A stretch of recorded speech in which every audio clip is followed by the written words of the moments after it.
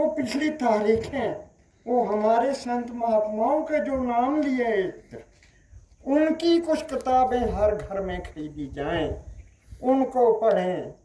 पुरानी तारीखें क्या थी, क्या जो हमारा पिछला तबका है इसके साथ क्या कुछ गुजरा है, क्या किया है, मौजूदा वक्त में भी जो कुछ नजर आता है, जो पॉलिसियाँ कुछ दिख रही हैं, तो वो कुछ ऐसा ही लगता है कि जो हम पिछड़े लोग हैं हमें पिछाड़ा ही जा रहा। माना कि कुछ धोखे की शक्ल से कभी कुछ लालच दे देते हैं, हमें गैसें दी, हमें फलाना दिया, हमें फलानी स्कीम लाई, मगर उसमें हमारा पिछले तबके का भला होने में कुछ सोचो। कुछ तारीखें पढ़ो कि कोई ऐसी स्कीम है कि जिससे हमारी छूत छात खत्म हो जाए, जिससे हमारी जात पात खत्म हो जाए। क्या ऐसी कोई है पॉलिसी? मौजूदा सरकार में मुझे तो कुछ नजर नहीं आता, धोखे के अलावा कुछ नजर नहीं आता। गैसें फ्री दी हमारी सरकार ने, उसका अब हिसाब किताब कीजिए, उसका क्या फायदा मिल रहा है। मुझे तो लगता है वैसे ही पड़ी होगी, जो खरीद ही नहीं सकते हम लोग। हमारी वहां तक पोजीशनें नहीं। हमारा जो पिछड़ा तबका है, तो मेरी यही ताकीद है कि भाई हम इकट्ठे हो जाओ। भीमराव जी की भी यही है।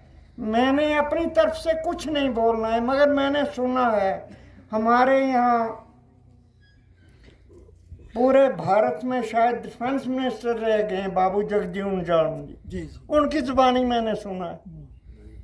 वो कहते थे कि हमारा जो पिछड़ा तबका है, हमारे पास ताकत नहीं है, हमारे पास बंदूकें नहीं, हमारे पास हथियार नहीं, हमारे पास पैसा नहीं, हम पिछड़े लोग हैं। हमारे पास एक ताकत दी है भीमराव जी ने, जो हमारा विधान बना है इस भारत में हमारे। तो हमें सबसे पहले इकट्ठा होने की जरूरत है। उसने वहाँ हमारे जो राजा महाराजा के थे करण सिंह जी, ये भी उनके साथ में बैठे थे। उन्होंने कंधे पर हाथ रख कर बोला था कि ये जो हमारे इधर के राजा हैं आपके जम्मू कश्मीर के, तो ये तो ऐसे इशारा किया उन्होंने, नीचे गंदियां नालियां थी कि उधर का चूड़ा गली साफ करने वाला, झाड़ू मारने वाला। अब ये बराबर हैं।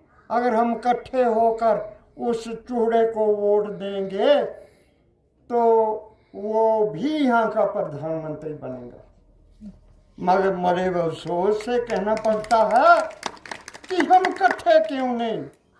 हमारे इतने इतने बड़े नेता चला गए, हमें समझाते समझाते बुझाते, मगर हम फिर भी इकट्ठा नहीं। हम अभी किसी साथी ने बोला कि हम बिखर रहे हैं। अब पहले तो कुछ इकट्ठे हो रहे थे, अब तो उससे भी ज्यादा तो मुझे ये अफसोस से कहना पड़ता है कि हमारे नौजवान बच्चे, हमारी नौजवान बहनें, हमारी नौजवान बेटियां ये क्यों नहीं सोच रही हैं।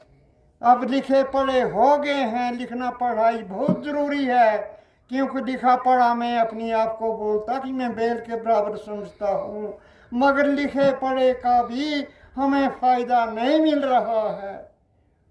उन तक भी ये पहुंचाओ।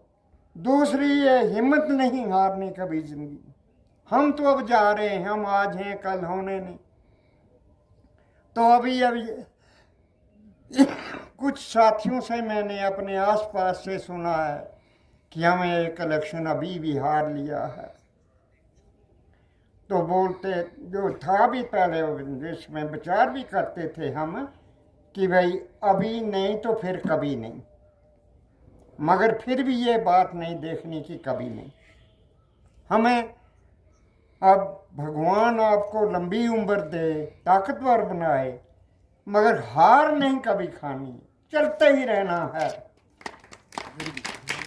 चलते ही रहना है। मेरी ये आम नौजवानों से अपील है, ताकीद है कि अब इकट्ठे हो जाओ, कम से कम हर पंचायत में थोड़ी थोड़ी, ज़्यादा नहीं तो 5-5, 4-4 लोगों की हर पंचायत में एक अपनी अलग तंजीम बनाओ। बहुत अच्छा, बहुत अच्छा।